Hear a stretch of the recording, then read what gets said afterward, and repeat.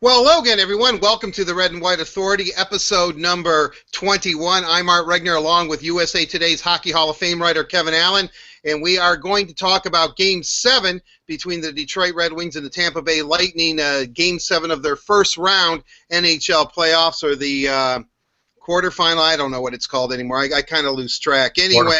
Yep. The quarterfinals. Thank you, Kevin. Kevin's always that's why Kevin's a Hall of Famer, ladies and gentlemen, right there.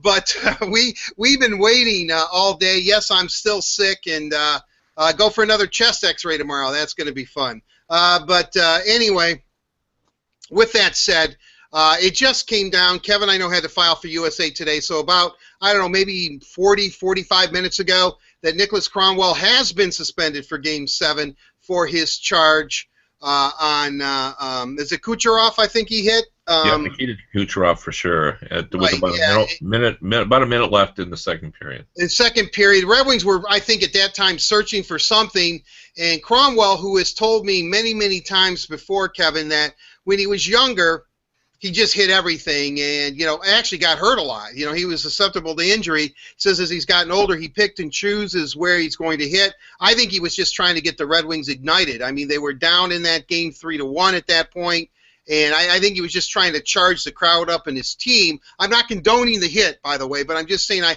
understand why he chose that moment to particularly do that. He was going to line somebody up to get it going. I don't know if it paid off or not, but in the start of the third period, a minute or so in, Thomas Tatar scores his second goal to pull Detroit to within 3-2. But then, give Tampa full marks in this game. From the get-go, they came out, they had a plan, they executed it, they found some time, they found some space, and they beat the Red Wings. But before we get into the game, Kevin, your thoughts on the NHL suspending Nicholas Cromwell for what turns out to be the biggest game, obviously, of the Red Wings in Tampa Bay's season. Well, last night when the hit occurred, sitting in the press box among all the journalists, we all sort of took a poll, and I think all of us felt that it was a borderline hit, and that I think it was kind of split. Some people thought it was deserving of a suspension, and some of us thought it was very similar to the hits that he normally lays, and because of that, because he had never been suspended, I just personally didn't think he would be suspended for a Game 7, particularly when he wasn't hurt after the end of the game. When you talked to him, he said he was fine. Obviously, he was dazed at the hit, but given the circumstances of heading into a Game 7, the fact that I think, as a lot of people on Twitter are pointing out, there seems to be a lot more leniency in this postseason than there's been in the past in terms of hits. Like, I just felt maybe he was going to get away with a fine. Now, saying all that, when you listen to their logic, at least you have a better understanding for the suspension. And I looked at it closely just based on the voiceover. Basically what they said is, look, it was charging, and I think when you count the strides that Cromwell took, he is indeed guilty of charging. And then they point out that, hey, sometimes punishment, a 2-minute penalty or a major penalty is enough to punish, but in that case he didn't get a penalty. And secondly, the reason they said it elevates it to supplemental discipline is because he clearly left his feet to deliver the blow. He didn't lead with his body as he normally does. They showed examples of Cromwell's previous hits when he clearly does use his body, and he elevates into the hit, differently than he normally does on the hit, and just made more contact with the head than he normally does in that situation. So I followed their logic on it.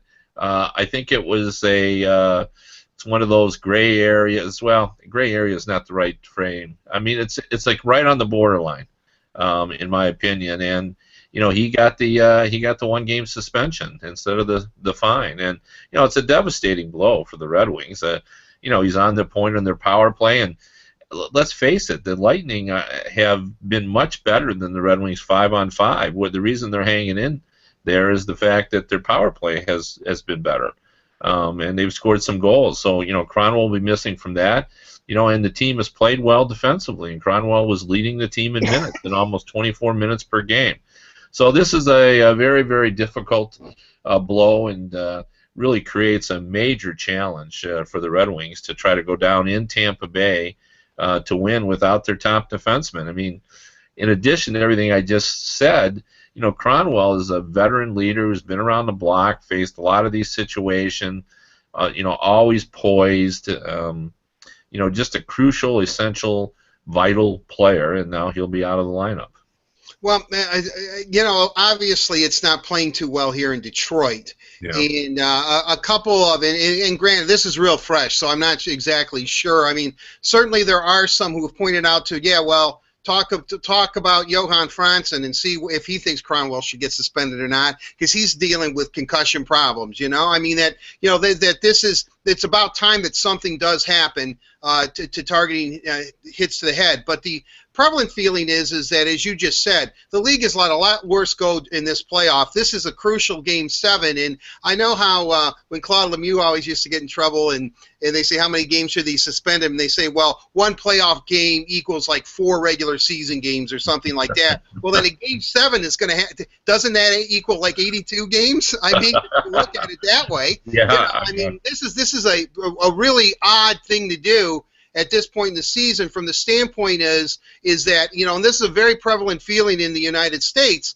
if you were P.K. Subban or a Montreal Canadian, or if the Toronto Maple Leafs could ever get into the playoffs, would something like this happen? Because many thought Subban should have been suspended for his hit on Stone, and nothing happened, and they came out immediately and said nothing was going to happen. So this kind of, at least here in the city of Detroit, really stinks. And people are kind of wondering if this is really a double standard, and if they're paying homage to Gary Bettman, who wants hockey to work in Florida, and paying homage even a little bit to Stevie Yzerman or something, that the Red Wings, because they are the model franchise in the NHL, are being set up as an example, especially because Brendan Shanahan, and all you have to do is talk to Shanny about this, the perception is that he always let the Red Wings off the hook when he was the master of discipline, and yet Red Wing fans point out that he never suspended Shea Weber for his assault on Henrik Zetterberg during the playoffs. So it just seems when a Red Wing is involved in something this big and involving superstar players, in Zetterberg and Weber's case, or in a Game 7, Detroit seems to get the short end of the stick, and all they've been has been the model franchise of the NHL for the last 20-odd years.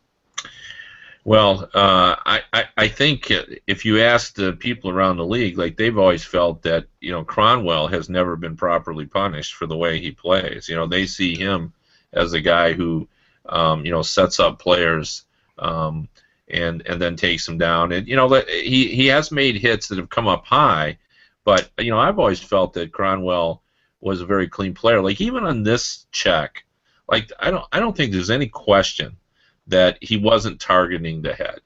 He was trying to hit him in the body, and then he rolled up, or not rolled up, but he came up onto his head. I think his intent was just to waylay him, to knock him flat. And when he came in, he just was high. I think the reason why fans are upset is the fact this is the first suspension in the playoffs, and now it comes to in a Game 7 situation, and the Subban on Stone is the one that everyone brings up. I would say this, though, like, the emphasis has been on blows to the head, and that, I think, is the difference. There's been a special emphasis on that. They're trying to get that out of the game, and for that reason, I think that's why there's a little difference on that. Plus, it didn't get too much play on Twitter, but around the league, the microfracture comment was greeted with great laughter, because nobody knew what a microfracture was, and the running joke was it was a bad bruise. Now I don't know how severely Stone was hurt, but people didn't take that all that seriously. In fact, if you remember, Subban said, "I've been slashed a lot harder than that." And no one wants to admit this, but slashing is a pretty acceptable form of defense in the NHL. I mean, people slash guys all the time. Sometimes they get caught, sometimes they don't. So I think that's why that one didn't get punished. But I understand the Red Wings' frustration, just because, again, I didn't think he was going to be suspended. As I said, I thought it was borderline, but because it was a Game 7, because he had never been suspended, because Kucherov wasn't hurt, all the factors, I thought he wouldn't get suspended. And then, when I see the video and I see their logic, I at least understand their logic. I'm not so sure I agree with it, but I understand it. I know what their case is. Their case is that it was, too much force. It was he elevated. I think the phrasing they used was elevated unacceptably when he came in on the hit. And I understand what they're saying on that. He came in, and instead of going low, he came in high.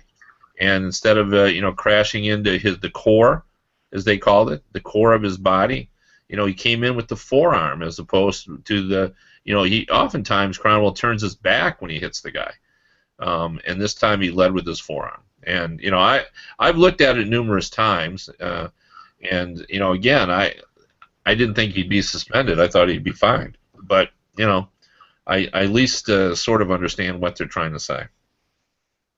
Well, I guess I understand that too. And obviously, if they're going to do something like this, the NHL is going to show you, every angle that kind of pleads their case. I mean, people are now, again, I'm only going by the Twitter wars, saying, listen, when he hit him, he had one skate on the ground. Kucherov was leaning into him, and he hit him with his shoulder, not his forearm. So, you're going to get all kinds of things. But I think this actually goes back to the playoffs in the Stanley Cup Final in 2009, where Detroiters are still outraged, is when the Red Wings dispatched the Blackhawks, although there were a bunch of overtime games or whatever, in 5 games, and then got like a day off in between the finals and that, and then had to play back-to-back. And Detroit ended up having a 3-game-to-1 lead or something in 2009. I can't remember. But they were gassed at the end. They had nothing left. And they ended up losing the cup in the Game 7 at home. And I know for a fact that Mike Ilitch was incensed with Gary Bettman at that point, and took a long time for him to kind of warm up to Commissioner Bettman. I'd like to see what Mr. Ilitch says to Gary Bettman the next time he sees him, because I think that Mr. Ilitch might be battling some medical issues here, but he's still a pretty fiery dude, and so I'm pretty sure that whenever they're all in the room together, there's going to be a few F-bombs dropped about the Red Wings getting hosed in this deal. With that said, the league is trying to target hits to the head, but I think that the criticism that the NHL gets is that they're so inconsistent and their officiating is so bad that they let things go for a while, and then when they do make a statement, it's so unpopular because it comes at a time where it just doesn't, it seems so grossly unfair to penalize one team when it appears that you let so much get away with all your other teams, and then when you're going to make an example, is it really going to reverberate among 29 other teams, or is it just going to affect the Detroit Red Wings in their crucial Game 7? I mean, I think it's a delicate act, but there's no consistency with the National Hockey League, and since there isn't any consistency, then there's no long-term effect then, if that makes sense. Well, I think that's the general complaint of players, is the lack of consistency in the officiating, and I've heard it more in this postseason than I've heard it, recently. And just talking to a few of the top players, over the last couple of months, there's just a feeling that the league has sort of backslid a little bit in opening up the game, that they're calling less, and there's statistics that bears that out. Like goal scoring, we didn't have a 90-point goal scorer this season, or a 90-point producer. Yet even strength goals were up a little bit, not much, but by a few goals. But the difference was the power play opportunities were way down. And do we think that players are cheating less? No, we don't. We think that they're just not calling as many penalties. And always in these instances, like the folks in Tampa, I was on Tampa radio this morning, and they're outraged by that hit. They just think that. He targeted his head. He's a top 6 forward. He could have taken him out of the game just by the grace of God. Kucherov escaped major injury, and the hoodlum Cronwell should be not only suspended but tarred and feathered. Probably, I think that's how they view it. He's from a neutral country. How can he be? How can he? Yeah. That's exactly right. But they just saw it completely differently, and then folks in Detroit are just outraged. But I would say this, like I'm trying to go over in my head now, like the incidents we've seen now, the major ones like this, that we've seen thus far in the first round, and I think this is the first head contact instance I can remember. I mean, I can think of 2 slashes that weren't called. I can think of Bufflin. A lot of people thought Bufflin should have been suspended for going or pushing Corey Perry down after for celebrating a goal. But that wasn't really like this. I mean, this was. I guess my point is this was a potentially dangerous play, and we can all debate over beer how dangerous it was, but I think what the league is saying here, and I will say this, and I don't buy the whole Gary Bettman wants Tampa Bay to win theory. To be honest, I don't think Steve Yzerman's all that popular with the league because he can complain, as we all know, a little bit. And I know for a fact that the folks at the league office are not so pleased to get phone calls from from Yzerman about the way things are going. So Scotty taught him well then, because Scotty had Toronto and New York on speed dial, I think. Yes, he did. So and he thought that, and I mean, the Tampa Bay Lightning won the Stanley Cup in 2004. They sell out their building. You were talking about Detroit being a model franchise, but I was just down there talking about the Lightning becoming a model franchise. When you talk about to people about the way they present the game in Tampa Bay, and all the trappings of the hockey experience in Tampa, like a lot of people go down to see what they do because they do everything so well. So I don't think it's an instance of Bettman still trying to sell the game. I just don't kind of accept that. I understand the beef that Detroit fans have with the call, and the timing simply couldn't be worse. That's the real issue. Like if this were a game 1. Like we wouldn't even be spending this much time on it. If we would have just said, he came up a little high, and and maybe he was overdue. I really do believe that. But because it's a game 7, and it's the series has been so tight that everything matters. That something like this, which is major, is just so difficult for fans and for the team to accept. I haven't called Ken Holland to talk to him about this, but I got to believe they're just angry over this, and now they're going to have to figure out, like, what do you even do? I mean, do you bring Marchenko in? I mean, obviously Eriksson, Quincy, and DeKaiser are going to play more minutes, but do you bring a Marchenko in for a game 7? He's a younger player now. To me, I've said this before, I think he's a different kind of younger player because he's been in the KHL, which is a high-pressure league, particularly for the Russian players, because they do earn a lot of money over there, and there is a lot of media coverage on it. So, he has more experience in dealing with the spotlight. Or do you bring in a guy like Kindle who hasn't played in a long time? I don't think you do, because I think you've got to play a very tight checking system. So I think Marchenko is really your best option, and you put him in there and hope he can play a very safe, conservative game and ask your other defensemen to play more minutes. Well, I couldn't agree with you more. I mean, Jakob Kindle has some offensive skill, and I don't think he's quite as bad as Mike Babcock believes, but Mike Babcock believes he's really bad. And so I don't see Babs being comfortable enough in the game 7 to put Kindle in. I could be wrong, and as a matter of fact, as we're doing this, Ansar Khan or somebody could be tweeting out Kindle's in, but but that's surprised us before, so Babcock has. Yes, he has, but I agree. If anything, and I guess leading into my next question, because you're right, we can talk about this a lot, and obviously, Kevin, I'm throwing a lot of things to you, and I want to be clear on this about what people here in Detroit are saying, and obviously fans are really irrational at times, and when you're talking about a Game 7, it even gets tenfold. So, but we'll move on because Cromwell's out of game. We know that.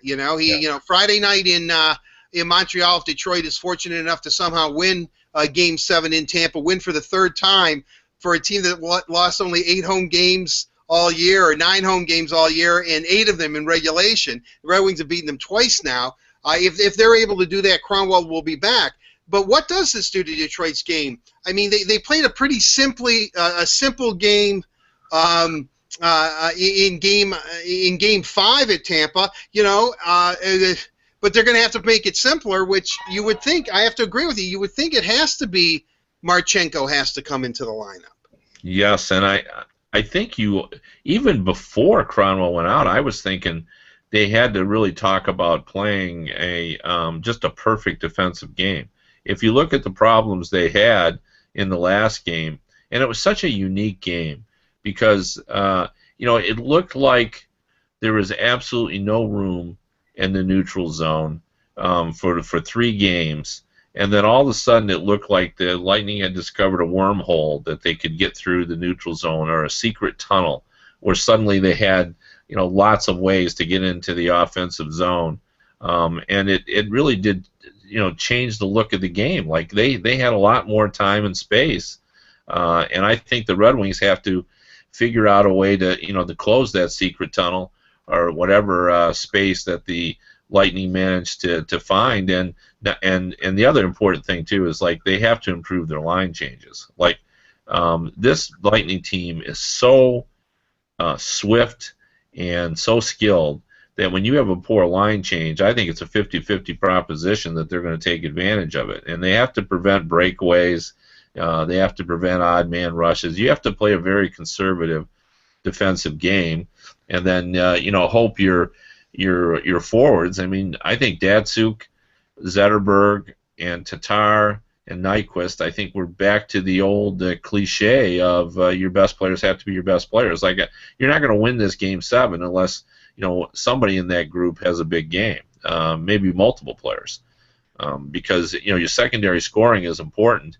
But the way Tyler Johnson is playing, and you almost have to count on Steven Stamkos finally breaking out in Game 7 at home. He's too great a player. Can he really go the entire series without scoring a goal? I think you got to count on he's going to be at his best tomorrow. So, this is the biggest challenge the Red Wings have faced in a long time. There's no doubt about it. Yeah, well, see, I'm checking right now. I'm checking some Twitter to see if anything, if Babcock or if anyone knows, and the Red Wings might not make any kind of announcement on what's going to happen until tomorrow's morning after the morning skate. But I certainly agree with you about Ken Howland's always said 4 things have to happen in order for you to be successful in the playoffs. Your best players have to be your best players. You have to get outstanding goaltending. You need to be injury free, and you need to have a little luck.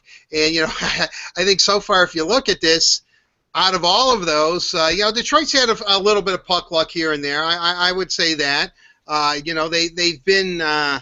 I would imagine relatively injury-free since the start of the playoffs. I mean, Cole and Franzen have been out for a while, and their goaltending has been pretty good. But when we talk about their best players being their best players, what naturally happens is Henrik Zetterberg. People are starting to really wonder if Father Time has caught up with the Red Wings captain. It's not a lack of effort, certainly. But he is he's the Stamkos of the Red Wings. Yeah. I think even Mike Babcock brought that up last night, saying I was wondering when somebody was going to say something about that because Stamkos hasn't scored, but Zetterberg hasn't scored, and then obviously Babcock was making a point. Hey, it's tough to score goals. I mean, it's not like these aren't bad players; they're out there doing their best. But I know you've been to the last couple of games here in Detroit to watch this series, and I know you were down in Tampa during the regular season and in Florida as well for the Panthers, and you saw the Red Wings play. I mean, you've seen Zetterberg quite a bit lately. Have you noticed anything in him?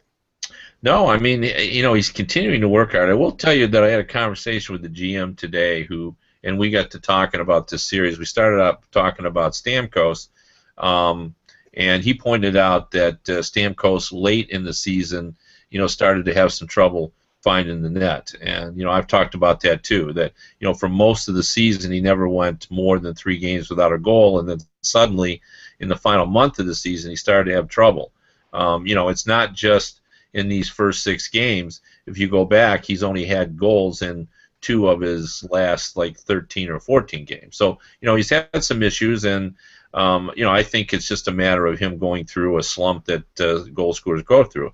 But when we started talking about Zetterberg, he brought up an interesting thing. He said, I always have the impression that Detroit fans are real savvy hockey fans, like they, truly understand the game. And he said, I'm reading that there's a lot of fan dissatisfaction with Zetterberg. And he said, are they watching the same games I am?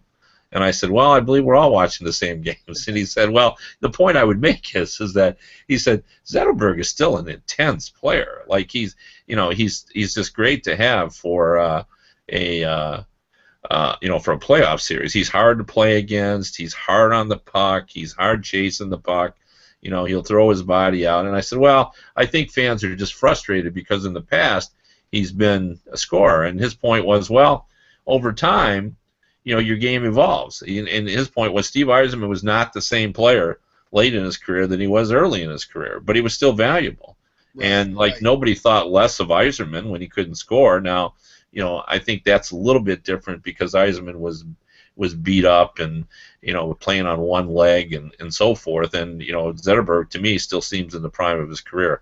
But I think the point was a good one, and that is that the real knowledgeable hockey guys see Zetterberg still doing what he always has done. He just hasn't been able to find the net, and a lot of it stems from the fact that the checking has been very tight in the playoff, and particularly in this series. And but it doesn't mean he's not playing fine. It's just he can't find the net. I mean, it's almost like he and Stamkos are canceling each other out. Yeah, it does, and. Again, to me, I don't think he looks like he's playing injured. I just think he's not having really good puck luck at this point.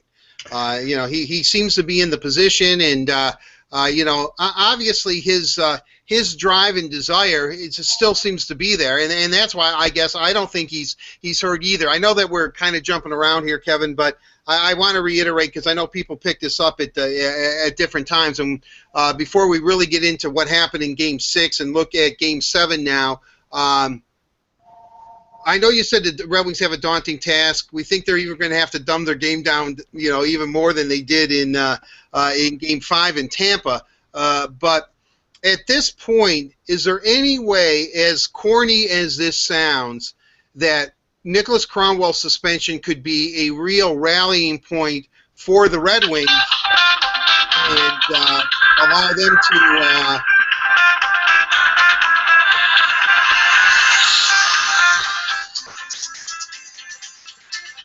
and allow them to maybe dig down as deep as possible and somehow, I'm not saying they're going to lose this game, but come out victors in Game 7.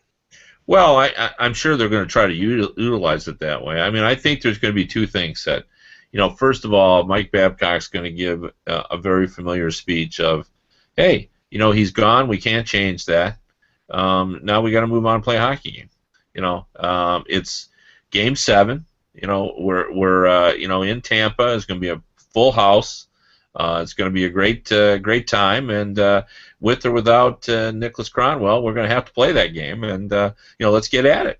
And the second thing is I think the players in the room will say, hey, we want to play so Nick can play in the second round. He was unfairly suspended, and we got to make sure that there's more hockey for Nick to play. And so I don't think it's corny. I think you utilize whatever you have, and I think they will try to rally around that. And they're not the first hockey team to lose a star player. Like Chara has been out for the Boston Bruins, and they've been very successful when he's out. And I've been in covered Stanley Cup Finals where big time players have been out, and somehow teams have risen up. I mean, it's not as if Nicholas Cronwell is the primary reason why they've reached Game 7. He's been effective. He's had a good season. He's an essential personnel, but I think if he wasn't hurt and we started listing the most important players,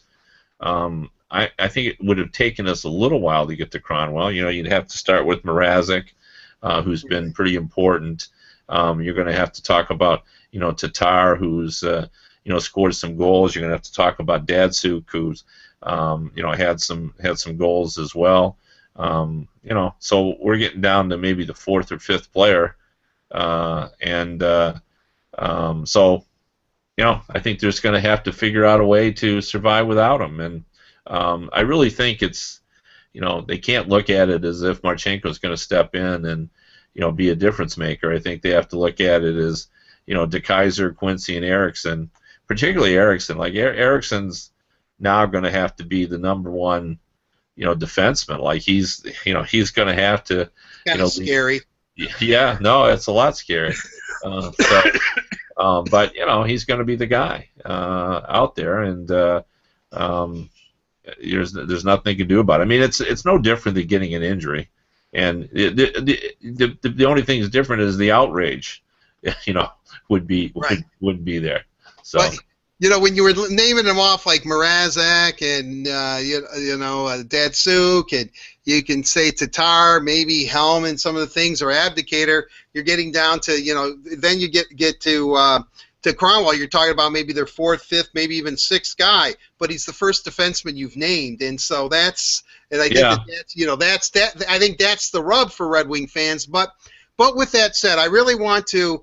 And I agree with you. Babcock is going to, it's like when players are hurt, Babcock, and we've talked about this before on previous Red and White Authorities, is that, Babcock doesn't ever mention them because it's like, I can't use them. So, not that they're not good to me and I want them to get better and all that kind of stuff, but they're just not part of my equation here. They're not part of the mix. So, there's nothing I can do about that. I have to prepare with what I have, and right now I don't have Nicholas Cronwell. And that's how he's going to go about it. I mean, I completely understand that. With that said, John Cooper came under heat because he called the Red Wings basically cheaters the last couple of days. The Red Wings then proceeded to have 6 power play opportunities last night. Did not capitalize, I guess, on one, but which was a difference. And as you aptly pointed out, the reason Red Wings are still in the series is because their power play has been better than Tampa's. But is the old barrister Cooper there? Was he actually kind of almost setting the referees up, not so much to call penalties on the Red Wings, but to kind of let his guys get away with a little bit of clutching and grabbing and doing a few things that, he said that Detroit has been getting away from, because it did appear that Tampa altered their game slightly and it seemed to adopt the philosophy. And on television, it's a little bit different than watching it on the live, Kevin, like you did yesterday. That they can't call a penalty on every play, right? So, well, right. Boys, why don't we just start grabbing a little bit? Why don't we play a little bit of Detroit's game? So, I mean, on a subconscious level, a brilliant move by Cooper to point out what Detroit's doing. So, in essence, letting Tampa do the same thing. Yeah, well, that's the real time-honored strategy. I've covered the league a long time, and I remember in the '80s, like Mike Keenan was so masterful of that. Like and Scotty Bowman did that too. He liked to point out what the other team was doing. He liked to draw attention to what was happening on the ice, and usually there was ulterior motives for everybody. And going back, I remember one of my all-time favorites is when Mike Keenan had a cast. Put Jeremy Roenick in a cast saying that he had a wrist injury because he had been slashed severely, and he was trying to make a point that the Blackhawks were getting beat up and the refs weren't calling anything, and it's been going on a long time. And every year there's always a coach who always likes to point out that an interference isn't one that's utilized all the time. Like, that's been trendy over the last 4 or 5 years. This team is interfering. In fact, they say it a lot about the Red Wings, so maybe they actually do a little interfering, but because they do seem to point that out a lot. But yeah, I mean, I thought when I heard that he was trying to send a message to the officials, and maybe you're absolutely right. Maybe he planted that seed in the minds of the officials and gave his team a little more latitude. They ended up on the power play more. They took more penalties than they wanted. Maybe they got punished for that too, for being critical a little bit of the officiating. Well, with that said, I think Tampa played very well, and we've talked about it in games 1 and 2. Detroit seemed to be the better team in games 3, 4, and played their best game in 5, and then Tampa turns around and plays their best game, overall game, in game 6 in Detroit. Neither team has won 2 games in a row. Nicholas Cromwell isn't with Detroit. Did the law of averages hold? I mean, this has been a strange series where momentum goes from game to game, and usually the team that wins the previous game doesn't seem to have the momentum in the next game. Now, Game 7 is entirely different, but it's entirely different because it's an elimination game. Tampa isn't an experienced team. Detroit is an experienced playoff team. They have they have lost Game 6s before and have then been forced to a Game 7 and actually have lost, but the overall history of the franchise in Game 7s is pretty good. But with all that said, Kevin, I guess what I'm leading to is this has been a tough series to figure out. When we first preview it, I said it was going to go 7, and I picked Tampa. I said somehow it was going to get to a 7th game. I didn't quite see it getting to a 7th game the way we've gotten to a 7th game, but we are here, and I'm just kind of curious. I can't really, even with Cromwell out or if Cromwell was in, I can honestly say I can't get a read on what's going to happen Wednesday night in Tampa. I mean, I'm completely confused I'm befuddled, Kevin, by this series, I guess is what I'm saying. Well, I think everybody is, and I thought the Mike Babcock, as usual, had just a fascinating analysis. He said it's going to be 2 games. There's going to be the 10-minute game to start the game, and then the 50-minute game. And I understand completely what he's saying. He said, we have to go out and weather the storm in the first 10 minutes as they come out flying, they being the Lightning, trying to get the crowd into the game, trying to establish the tempo of the game, trying to get the crowd to draw off their energy. And we've got to find some measure of consistency and sort of hold on, is what he was saying. And then kind of settle in, and then there'll be the second game, the 50-minute game, where it really will be decided. And it's been my experience in Game 7 that I say everything matters in the playoffs, and then in Game 7, nothing matters. It just seems to me it always comes down to a bounce or something you weren't anticipating or someone rising up. It's just so hard to forecast. Like, anything can happen, it does seem to happen. And, I think it is very difficult to read just because nothing has gone the way we thought. Like, I would have guessed, in fact, I did predict that the way the Lightning played in Game 6 is how I thought they would play in Game 5. I thought they would turn it on. Like, those goals they scored in Game 6 were Lightning goals. Those are the kind of goals they scored this season when they were leading the NHL in scoring. They were skilled. They were speed goals. They were skilled goals. Even on the only bad goal that I thought Mrazek gave up, when Johnson's breaking into the zone and he's in the high slot and just rips the shot and it kind of goes through him. I'm sure Mrazek, thinks he should have stopped that one. But, that was just a Lightning goal. It just happened so quick, and the release was quick, the shot was hard, and, it got through him. Well, that was the difference. But, in Game 5, the Red Wings played the way that I would have guessed they would have played in Game 6 after the Lightning won Game 5, because they would have been at home and they would have needed a great level of performance, and they had it down there. So anything is possible. It does seem that the Lightning, you have to say they have the advantage because they are home and they've been successful there. And do you beat such a good team 3 times in their own building? That's a tall order. It doesn't mean it's not going to happen, but it's the Red Wings really have their work cut out for them, and now to lose their top defenseman, and he's been a consistent player this season. The only other point I would make though is he's not a superstar, And the Red Wings offense is not built around, like the LA Kings is built around Doughty, or the Montreal Canadiens is built around Subban, or even the Tampa Bay Lightning built around Hedman. That's not the way the Red Wings run their defense. Like, the Cronwell is the number one defenseman, clearly, but it's not like they build their defense around him moving the puck up and everything else. So maybe because they haven't had to rely on him being the flag carrier like some other defensemen are, maybe that'll help him at least prepare for his absence. Yeah, I hope so. I mean, from a Red Wing fan standpoint, I would hate to see them get blown out, but I guess that could be a distinct possibility depending on how that first 10 minutes of this game goes. Kevin, maybe I've been listening to Chris Osgood too much, but I'm right there in his camp. Ben Bishop to me is very beatable. And maybe give Tampa credit because it just doesn't seem like Detroit has gotten a whole lot of sustained pressure on him. But, Ozzy said it again last night. He said it, you get 30 shots on this guy, he's going to give up 3 or 4 goals.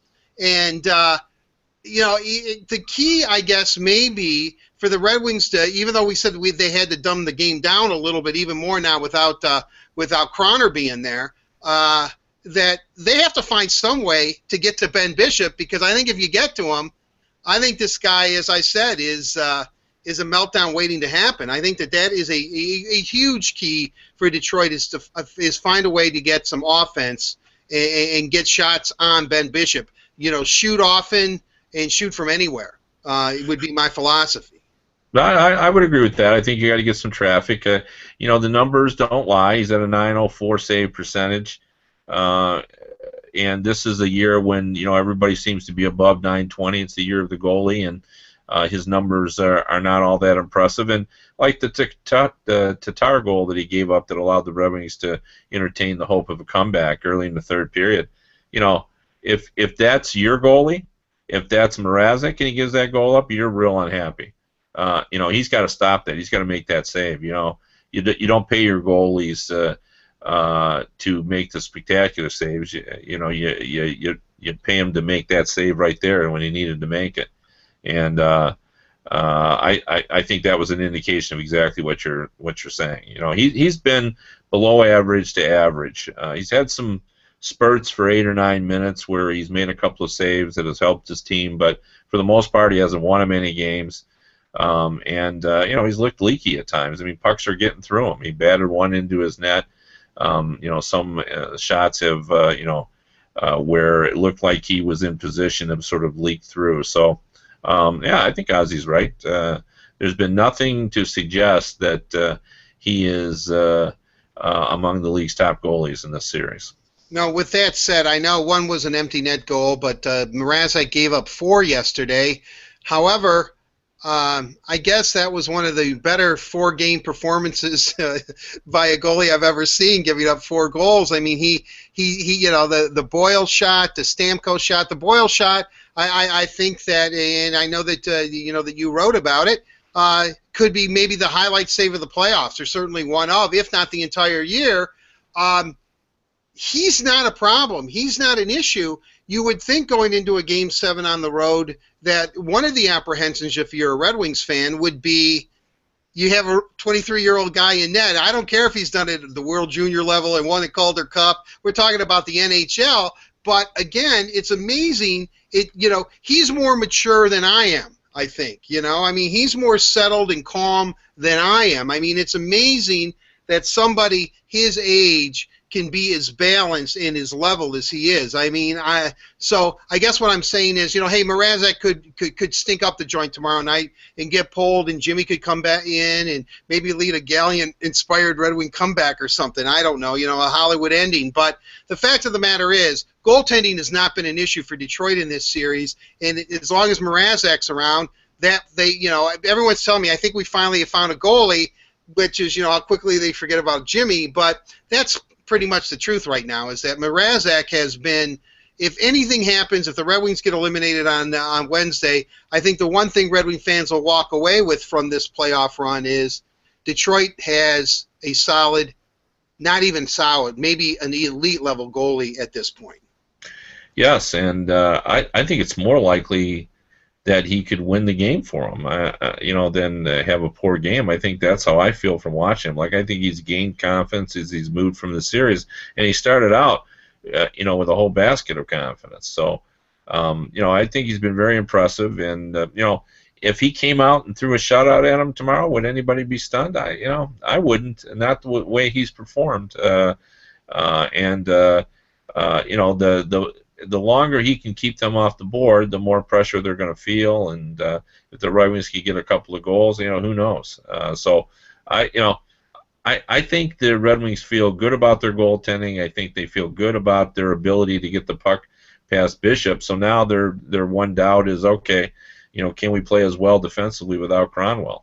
And that's where they're going to have to convince themselves they can do that. Right. I mean, I know you said that Jonathan Ericsson has to step up, and I agree with you, and I don't know if Red Wing fans are going to like to hear this or not, but I think maybe the key player on defense is going to have to be, actually, I think there's probably two. I think that Kaiser's study, and I'm not worried about him, but I think Kyle Quincy is going to have just a monster game, and I think somehow Brendan Smith is going to have to do something extraordinary. Either a pinch and make one of his pinches that finally pays off, or does some sort of physical hit or something. I mean, I really, when I look at the blue line, because I think Marek Zidlichky is I think he's played well, but I think he's starting to look all of the 39 years old or whatever he is, and he seems to be slowing down a little bit, because this has been a very high-paced, intense series, and I'm not taking anything away from him. I still love him on the point. I think some of his decision-making has been a little questionable lately, but with that said, I'm really looking at, I guess it's because for whatever reason, I don't have a whole lot of faith in Jonathan Ericsson. I think the Kaiser is going to be steady. He is what he is at this point, although I think he is going to, get better as his career progresses. But I'm really looking at Smith and Quincy to be the guys that give me the wow factor tomorrow, and that could be dreaming on my part. well, Brendan Smith was brought in with the idea that he could be a Jack Johnson style player, a guy who could make a big play both offensively and defensively. He really has not had the sort of offensive spark that was anticipated when he was obviously a college star. He seems to break into the zone now and then, but he really hasn't been able to make it happen in terms of an offensive catalyst. So if there was ever a game for him to do that, everybody needs a coming out party. Game 7 in Tampa Bay, against a team with Stanley Cup aspirations, couldn't be a better time. Well, right, and Game 7 is kind of made for guys like him, because he is a pretty affable guy. I think he does it, he enjoys being interviewed and relishes the spotlight. I will say that, and I think because of that, he could be one of those guys that maybe steps up. That this is a couple of seasons ago against Chicago. Probably, he was still a rookie, kind of getting used to it, and last year he was known for challenging Zdeno Chara until Chara said, "Look, I know your brother. I don't want to hit you," or whatever. Chara showed great restraint, I thought. Maybe this is the point, but let's talk about Kyle Quincy a little bit. I know that Red Wing fans just sometimes think, what is he thinking out there? But for the most part, I think Kyle Quincy is not as bad as people think he is. I agree. I think he's a B defenseman. He's above average. He gets the job done. He understands his strengths and his weaknesses. There's not a lot of perfect defensemen out there, so you're stuck with sorting out the flawed defenseman and deciding which one has the fewest flaws. And he has served the Red Wings pretty well. Every defenseman who seems to have a pulse gets a salary of $2.5 million or more, and he has more than a pulse. He's a guy that can play at it. He can be a competent defenseman and can log minutes and play in any situation. defensive situation and can match up pretty well against most lines. So I think they're happy with this level of play this season. Now, hopefully, they'll be real happy with it after tomorrow night's game. Let's move. I really want to quick before we really look at Game 7 and get your predictions and think what's going to happen. Another Game 7, the Washington Capitals. I guess the cliche-ish line is exercise demons from Game 7's past last night. Score game with Kuznetsov very late, like 3 minutes left to go. Defeat the New York Islanders. A team that I thought was going to defeat the Washington Capitals, but in a strange sense, I guess I feel good for Barry Trotz, who's a good guy, and I feel pretty good for Ovi too. To get some sort of monkey off his back, or the franchise at least. But your thoughts on Game 7, and maybe this was the series where the Islanders had to learn a hard lesson only to make them that much better next season. Yeah, I say all the time that teams have to lose before they can learn how to win. And, this group that they have assembled here, I don't think you can count that playoff loss that they had to the Penguins a couple of years ago, where they actually played okay. And I think people, after watching that series, thought the Islanders had played better than the Penguins and, still lost. But, that's not the same group that they have here. That didn't have Johnny Boychuk and Nick Leddy, and Tavares was a different player than he is now, and Anders Lee has joined the group, and Strom is playing a bigger role. And I think they needed to go through what they did this season, and they'll be stronger for it next season.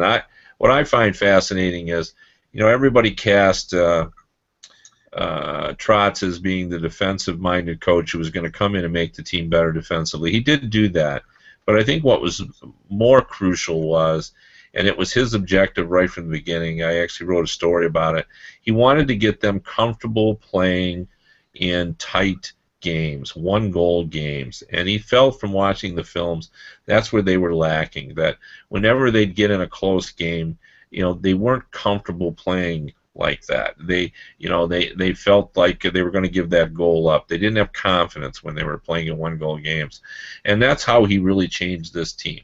He sort of taught them that this is how you have to play in the NHL now. That everybody's the same, and you just got to get comfortable with the idea that you can win with getting 2 goals, and that was hard for the Caps. The Caps believed they had to get 3 or 4 to win because they were going to give up, 2 or 3. I think he was very successful. He told me Ovechkin bought in early. Ovechkin had 28 shots in that series. It wasn't reflected on the score sheet. It's not like he's got 10 points or anything, but, he's still doing what he does. And yet the Capitals are playing a much better team. In fact, if I have a criticism of that Capitals team kind of going into the Rangers, I think they could use actually another scorer up front. Like, their defense now, it's pretty tight. Carlson has really matured. Now they have, Green and Orpik and Niskanen. Like, that's a pretty fascinating top 4. I mean, these are guys that can all sort of handle the puck. Orpik a little less so, but, he makes a good first pass. And, they've got Alzer and Tim Gleason, he's kind of found a home there and been a real steady defenseman. So, they're set up to play playoff hockey now. And that's something that's never been true, or hasn't been true for Washington in a very long time. Right, yeah. Tim Gleason's one of those. You might say he's a bit of a journeyman, but, he's from here, the metropolitan Detroit area. But he's always been, I think, a pretty steady and pretty hard-nosed blue liner. And he almost strikes me as one of those guys that he is moved around a lot, but it's not because he's not a player. It's because everybody can use a Tim Gleason on their roster.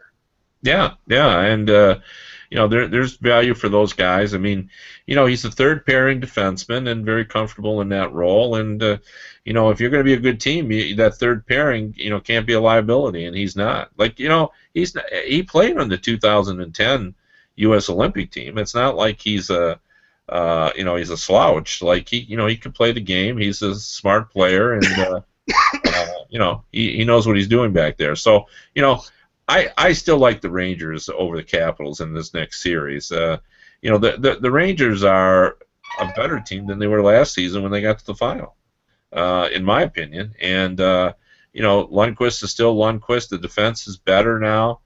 They've added Keith Yandel, and in Phoenix Coyotes, he was the offensive catalyst on the whole team. He's just one of the guys in the Rangers. One of the guys that's got to contribute offensively, and I think they get scoring up and down their lineup up front. So I think this Rangers team is going to take care of them in that next round.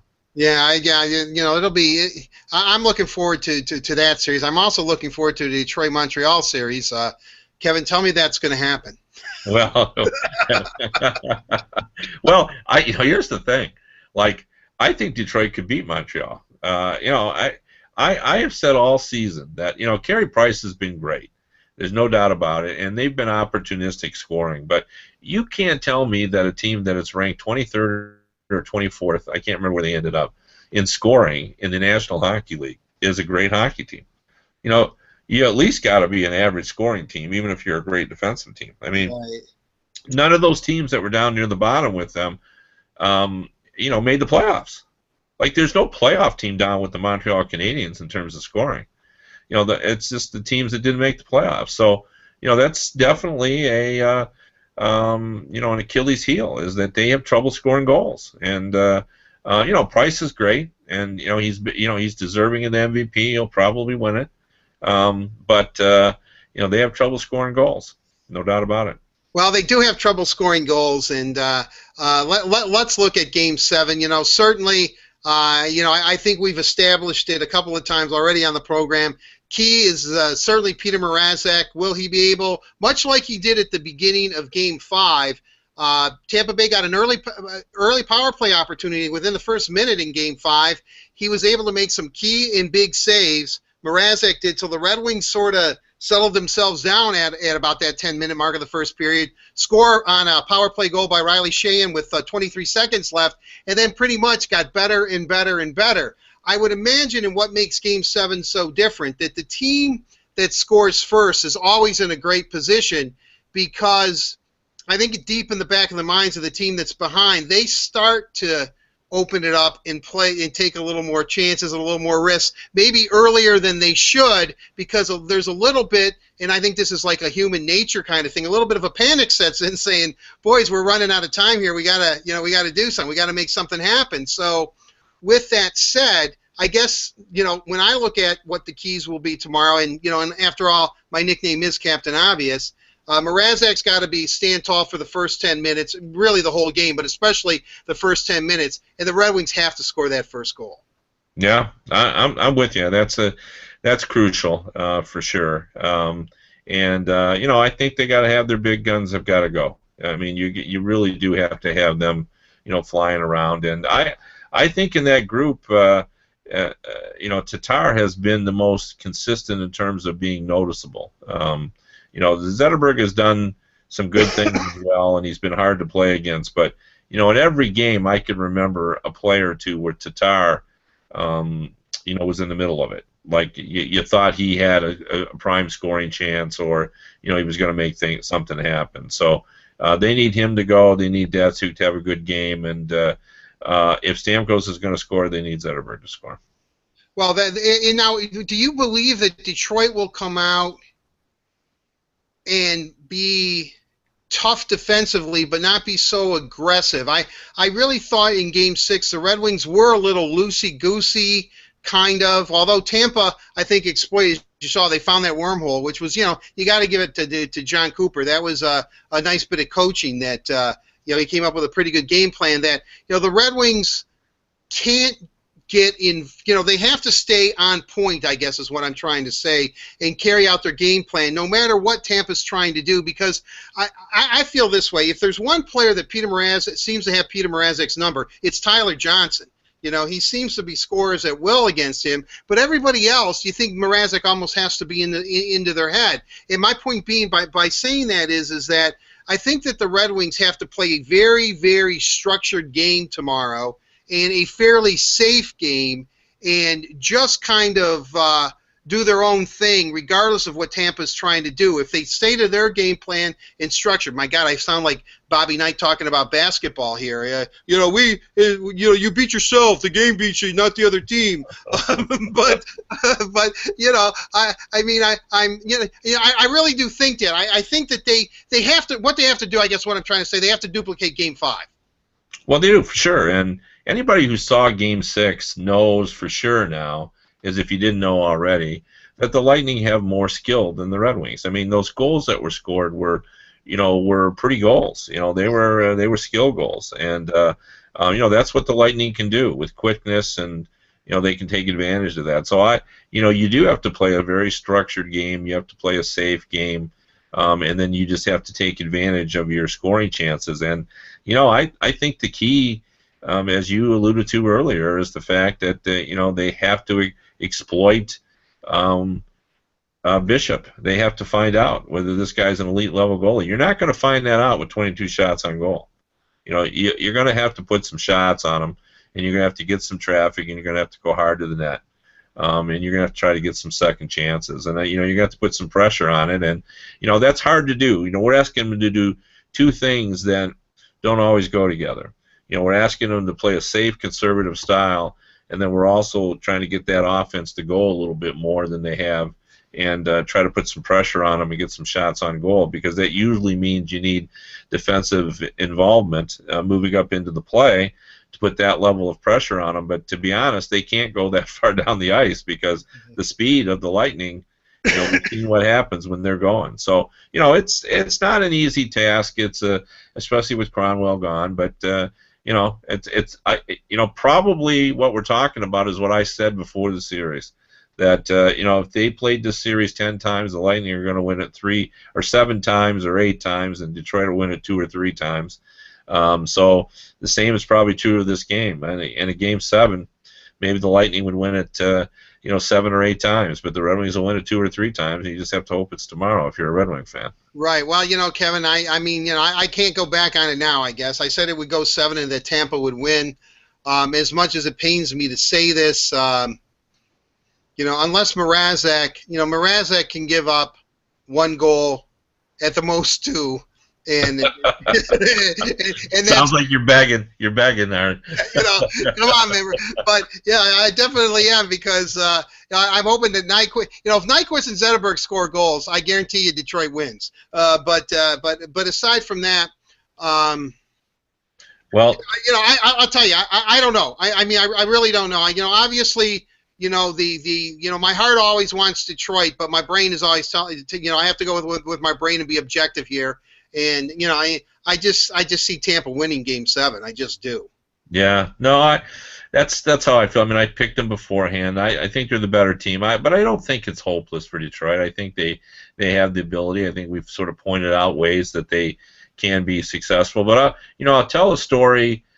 And the reason I tell it is because we've talked before about what a cocky, confident goalie Mrazek is, and I think that's one of the keys to his success is he believes in himself, and he believes that he's capable of going out and posting a shutout. And I knew another goalie like that, and I knew him well, and he was one of my favorite players. His name was Patrick Waugh, and in 1993.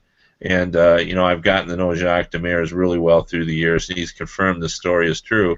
Waugh walked into the locker room on the day of the deciding game and said, "Boys, if you get 2 goals, you'll win tonight because I'm only going to give up 1."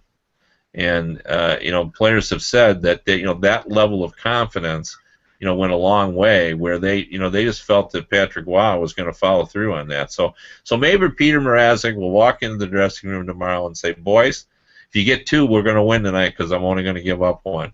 And if anybody would say that, I think it might be Peter Mrazek. No, I agree with you that way.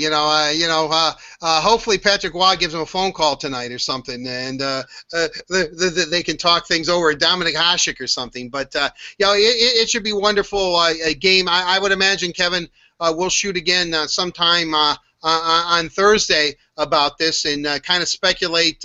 Either preview Game 1 between Detroit and Montreal. Maybe speculate a little bit on the Red Wings off season. I really did. A couple of questions that I've been asked a lot lately by Red Wing fans is the future of Jimmy Howard here in Detroit, and also will Mike Green, somehow a right-handed shooting offensive-minded defenseman, find his way to the Red Wings, which last summer was speculated that the Red Wings really would have liked to have maybe even worked out a deal with the Capitals for Mike Green. I don't know how much validity is into that, but those are a couple of things we want the audience to kind of think about too as we get back. Hopefully we won't really talk about what the Red Wings are going to do next season for quite a while. We'll be talking about Game 1 of the semifinals between Detroit and Montreal, which would be good for the old-time Original Six hockey fans. I mean, Detroit, Montreal, they haven't been in the playoffs since 1978.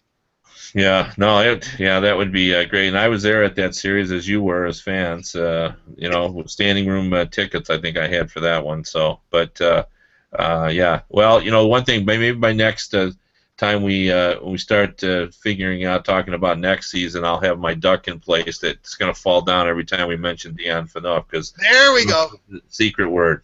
So we had to get him mentioned today. So. We've had two reasons today why Kevin Allen's a Hall of Famer, ladies and gentlemen. That was reason number 2. He somehow got Dion Phaneuf in there, and that was the furthest thing from my mind. All right.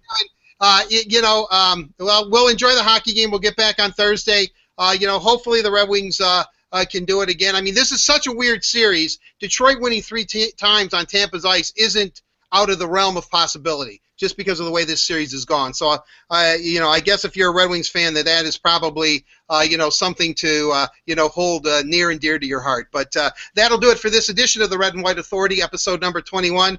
For Kevin Allen, I'm Art Regner. Have a safe and pleasant one, everyone. No hockey tonight, but remember, enjoy Game 7 when the Red Wings take on Tampa Bay. Wednesday, 7:30 face-off down at Tampa. Is that what's that arena called? The Amelia Arena? Amalie. Amalie? Amalie, yeah, that's right. Amalie, yeah, because Amalie. Because I always know it's to the Tampa Tribune Arena or whatever in the heck it was there for a while. Yeah. Well, they change every year, so. Yeah, they certainly do. Kevin and I are trying to get the naming rights for the new arena going up in Detroit. We wanted to call it the Kevin and Art Arena. No, I think we should call it the Red and White Authority Arena. Yeah, well, really, well, we're going to have to get Dan Gilbert then to back us for sure if that's the case. But we'll see. Dan, are you listening? I know you are. All right. Anyway, good luck to your Cavs. Kevin and I are all behind them. Now that the Pistons, didn't make the playoffs. But at that note, again, I've said goodbye already, so just let me say have a good one, and eventually this medication will wear off, and I'll gain my sanity back. But take care, everyone. Enjoy all the hockey. Until we see you on Thursday for the Red and White Authority, episode 22. We'll talk to you soon. Bye-bye.